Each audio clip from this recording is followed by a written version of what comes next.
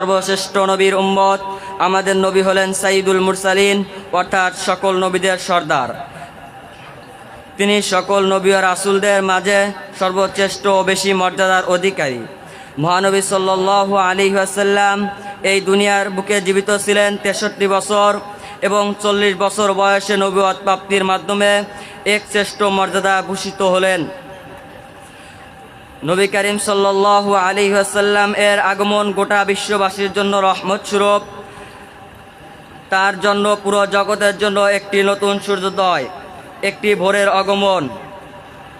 আর এই নবীজির জন্মদিন পালন করা বা মিলাদুন নবী উদযাপন নিয়ে কতিপয় ব্যক্তির মাঝে বাড়াবাড়ি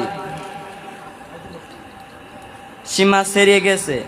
তাই এই বিষয়টি আমাদের মাঝে স্পষ্ট হওয়া প্রয়োজন। তাই আসুন আমরা মিলাদুন নবী সম্পর্কে কিছু গুরুত্বপূর্ণ বিষয় জেনে নেই।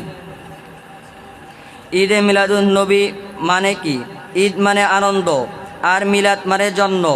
অতএব মিলাদুন নবী মানে নবীজির জন্মের জন্ম, আর ঈদে মিলাদুন নবী মানে নবীজির জন্মের ঈদ।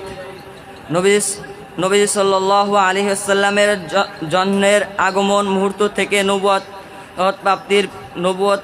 নবুয়ত প্রাপ্তি পর্যন্ত বিভিন্ন ঘটনার আলোকেই মিলাদ বলে। আর মজার ব্যাপার হলো শাব্দিক